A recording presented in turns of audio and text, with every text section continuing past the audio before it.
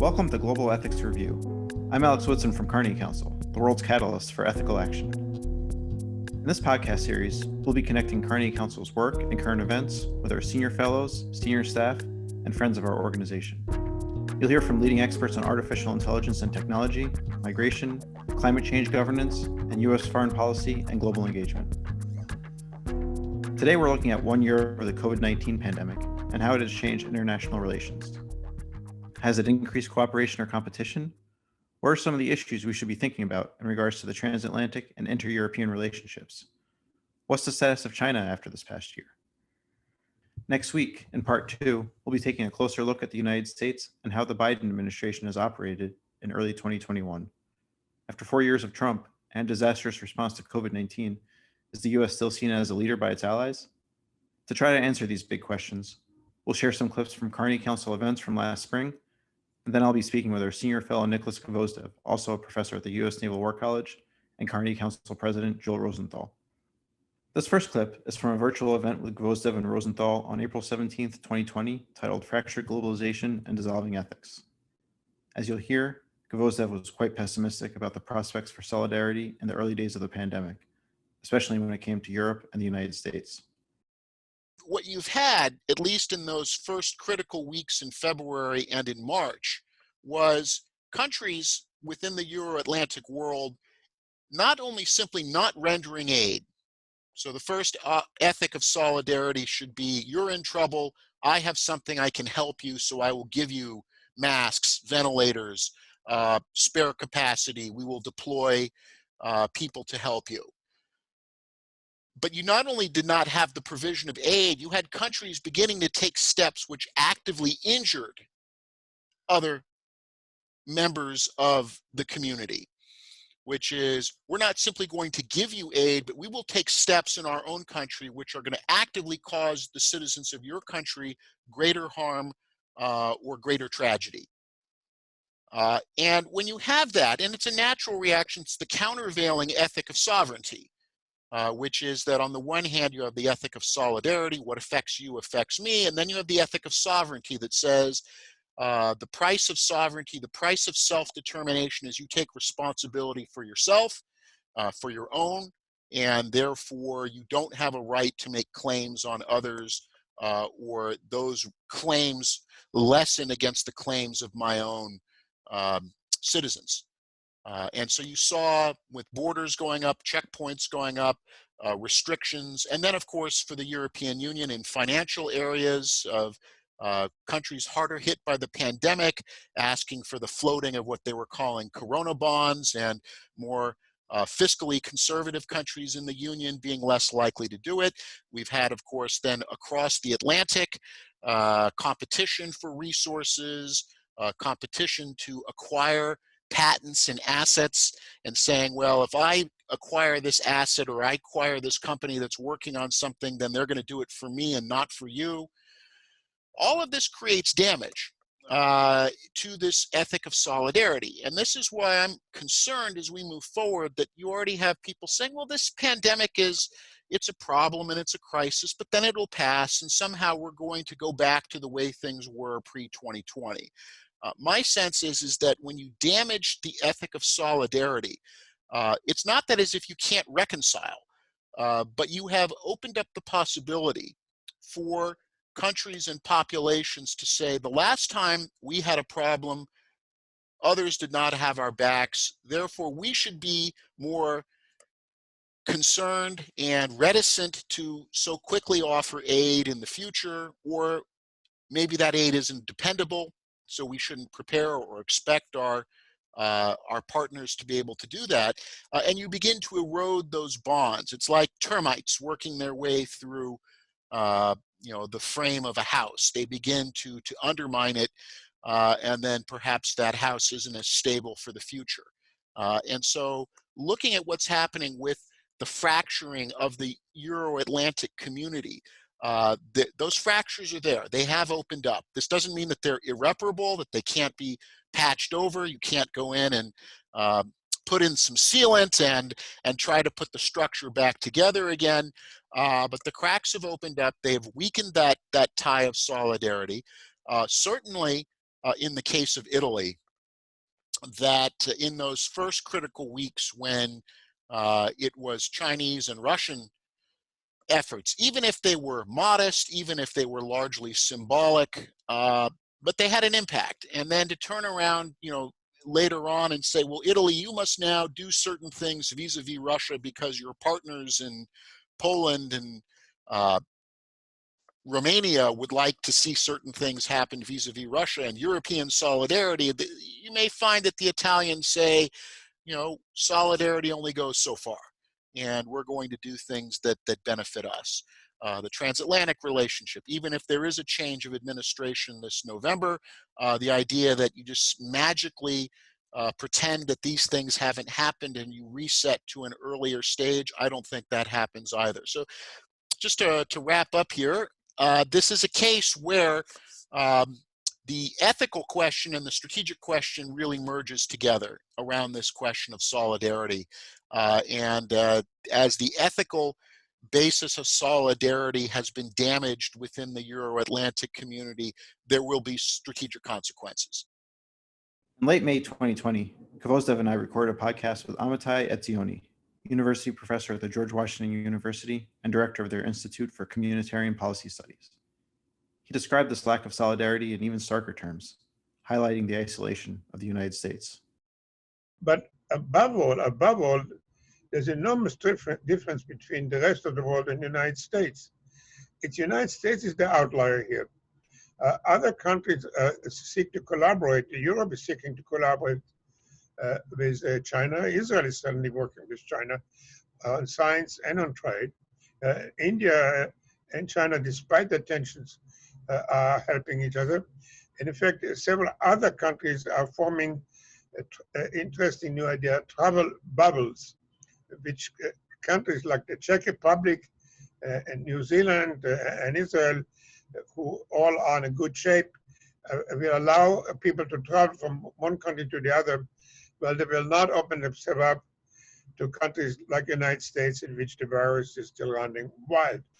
So I believe there's a different picture, scientific level and economic level, and above all between the United States and the rest of the world. I love this country. As you hear from my accent, I immigrated to the United States and I served in the White House, and because of my, I have enormous respect for the potential of this country. But currently, it's conducting a policy which is disruptive to the international community. But the other countries are not falling in place. They're increasingly collaborating with each other and with China. Nearly a year later, I talked with Gvosdev and Rosenthal about where we are today when it comes to solidarity, ethics, and the ongoing pandemic. Reflecting on the year from a sort of cooperation versus conflict spectrum, I would have hoped for, more on the cooperative end, more of a kind of an internationalist approach to the pandemic. And but I think what we saw and what we continue to see is really an assertion of nationalism.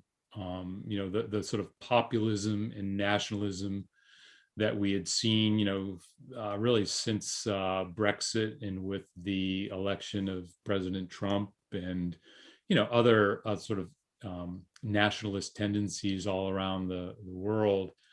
I think that this definitely sort of shaped the way the pandemic was handled over the last year, and even into this moment now, 1 year in.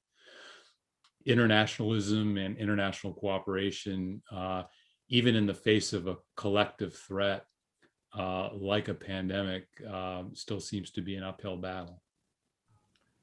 So that's very much in line with what Nick was saying a year ago. So you're still seeing that today? I mean, have you seen that change in any way in the past year, or is it? No, I think that Nick was spot on. I think that his concerns about solidarity and the sort of fading bonds of solidarity within Europe and within the West and the alliances really has continued. We're really seeing a fracture, if you will. Maybe that's a little dramatic, but certainly a continued fraying of those bonds. While it's quite natural that every country is seeking its own interests, which is somewhat natural. And in the case of the pandemic, that means borders, it means protection, it means acquiring vaccines for its citizens first, and then the cooperative elements seem to be coming second. And here's Nick Gvosdev, speaking more specifically about the situation in Europe before we moved on to a discussion of China.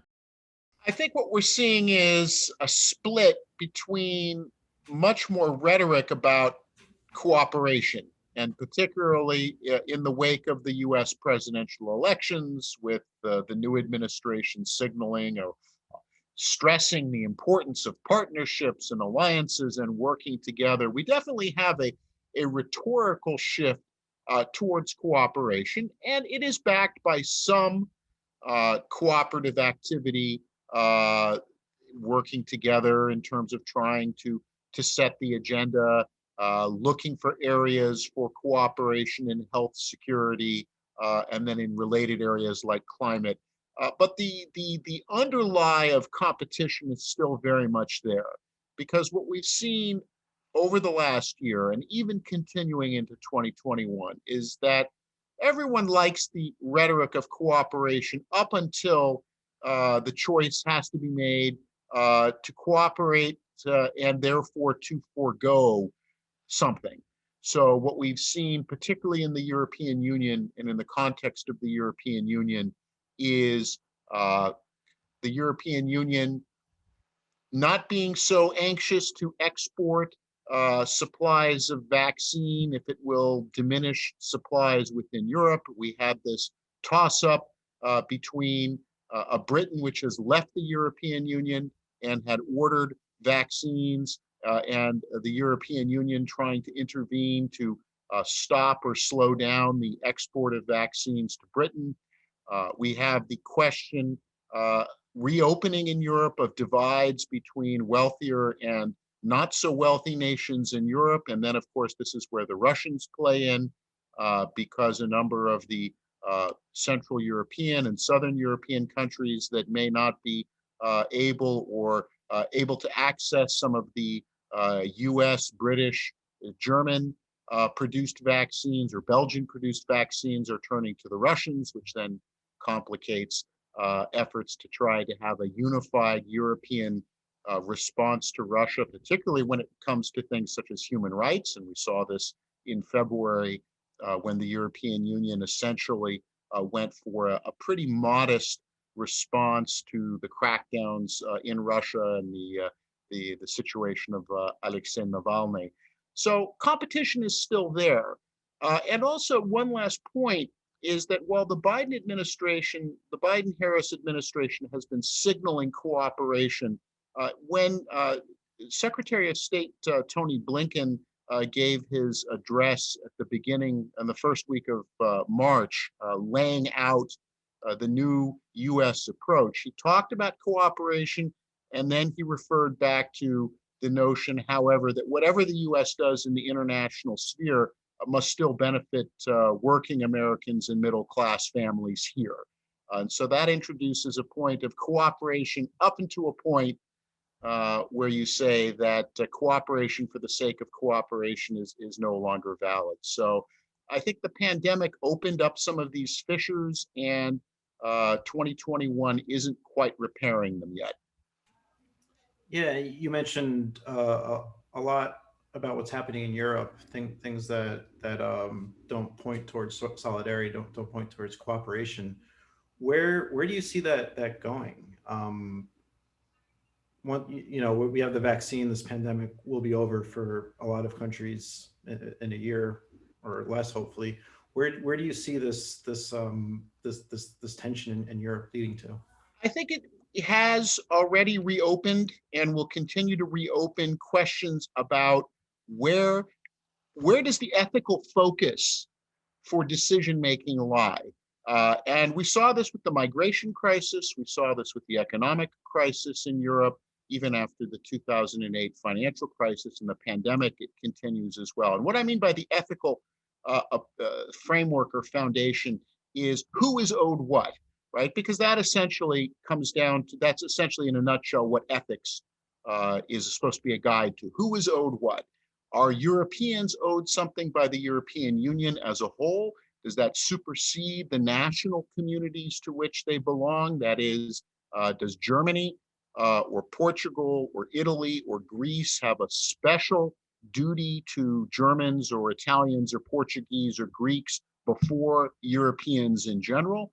And then, of course, when you introduce the question of where does humanity fit in, where does the cosmopolitan view fit in, where does it fit in terms of either migrants or people in other parts of the world who are going to need vaccines in lesser developed parts of the world? What obligation, say, does the European Union assume to help provide those global public goods? So I think you're going to see a reawakening, really, of this fundamental question of where is the focal point for ethics in terms of who is owed what within the context of the European Union. Again, we saw these debates in the United States this past year with regard to federal versus state governments in terms of different policies related to the pandemic and so on and so forth. So I think that those questions are back, and I think that the answers that people had come up with in the 1990s and the 2000s, I think, are going to be revisited. We're speaking today on Monday, March 8th. Yesterday, you had an article that came out in the National Interest, co-authored with Ray Take, who came out on top from the 2020 coronavirus year. And so I want to pivot the question to China a little bit. You mentioned China in this article. So obviously China beat, I'm putting beat in quotes, the coronavirus early on. They seem to have somewhat of a normal summer. I've seen pictures of pool parties in Wuhan and all that. And so in terms of the transmission of the virus, they seem to have that figured out. But where is China today in terms of these questions about cooperation versus competition? Are nations looking up to China saying we should follow that approach, or are they a little concerned about China because the virus originated there? So what are you seeing when you look at China right now in this sphere? I think it's important to recall where we were 4 years ago in 2017, when the talk, particularly that year at the World Economic Forum, when it was still being held in Davos, Switzerland, in the pre-pandemic era, was about China emerging as a replacement for the United States in terms of leading the international system, keeping the international system intact. Fast forward 4 years to 2021, and even though China itself may have beat back the pandemic aspects of the coronavirus, as you mentioned, people are, at least from what the images we're seeing, are transitioning back to a somewhat of a more normal life than perhaps we are in the United States or in Europe. But China is no longer seen as, I think in many places around the world, as that automatic replacement for the US, or as a country that other countries may want to trust with a leading role in the international system. Now, let me be clear about what that means, because what I'm not saying is that I'm not saying that China is not an important country. It is an important country in terms of its economics, its scientific and technological base, its military. It will have a seat at the table. What I am referring to, though, is the idea that countries will trust China to dispense a series of global public goods, or that China will work to maintain the international system in a way that the United States ostensibly was doing through to 2016, and then appears to have wavered in its commitment. The way that China was handled the outbreak, the way in which its early offers of aid were very transactional in how it was offering assistance, I think has caused other countries to pause a bit. And so what we have argued in our article is that we're not arguing that the United States is coming out of the pandemic better than China in the sense of the human cost, but in the sense of the international system, China today is farther than it was in 2017 in terms of positioning itself as a replacement for the United States or as an alternate to the United States in terms of maintaining a global order that other countries are interested in taking part in. And so how China navigates that moving forward, does China rebuild trust? Does it try to alter course? And of course, some of this, again, predates the pandemic. There was already concern about how China was financing the Belt and Road, questions about Chinese lending practices. I mean, there was already a bill of particulars that were building up. But then the idea that China perhaps wasn't as forthcoming about the impact of the virus as it might have been, and then, of course, as I said, how it in those initial months in the spring of last year, how it was offering aid, seemingly with some degree of strings attached, I think has diminished some of the luster of Xi Jinping as the new chairman of the board of the world, which is certainly the role he had embraced and was being feted for when he was in Davos this time 4 years ago. Rosenthal and I also talked about the status of the United States and Europe, and then some comparisons to China after 1 year of COVID-19. I'm kind of struck by the fact that you look at the United States, the UK, really, really bad cases of coronavirus, didn't handle the pandemic well. A lot of other Western European countries have had their issues as well. I know Germany has had some issues lately. What does that say to you, looking at this a year later? The fact that so many countries that you thought would be able to repel the pandemic are having these really tough situations, and putting aside the questions about cooperation, competition, what does that mean when you look at how affected these supposedly modern developed countries have been hit by this? Well, I think part of it is just the challenge that liberal societies will have with this kind of a challenge. So the idea being, we privilege individual liberty, individual freedom, and when it comes to the need for collective action and solidarity, this it doesn't always come easily or naturally. So I think certainly in the United States we saw elements of this. There's a real libertarian streak, which has to do with not wanting the government to sort of tell us what to do, and certainly not wanting to restrict behavior. And then, the other elements are related to economics. So the perception of, not just the perception, but the reality of closing down certain activities and then locking down in certain instances will always be difficult for the open societies. And, we haven't really been challenged in this way in generations. So in that sense, it's not remarkable.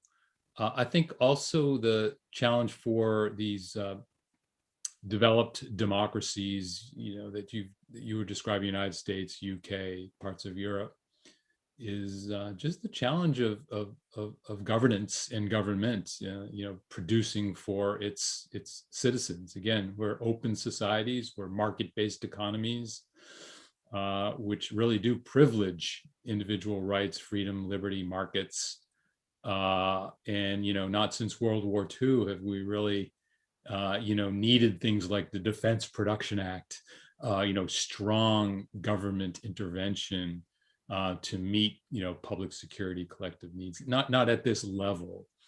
So, 1 year in, it's really a mixed record. Let's see how it looks, a year from now, 2 years from now, when we have a little distance. And when we see the vaccines developed and distributed, maybe it won't look quite as bad in terms of performance, as you're saying. But yeah, it's not great looking at it at the 1 year anniversary, and there's really a lot to continue to think about. So when you say that these democratic societies that value individual liberty have had a really tough time with the pandemic, you look at China, which had a very, very serious lockdown, and it seems to have worked. Do you worry about what message that sends to maybe young people coming up studying international affairs, studying politics, that they see these democratic nations have basically failed in their response, and in a country like China and maybe some other countries you can throw in there have done a much better job with because they restricted individual freedoms a lot more?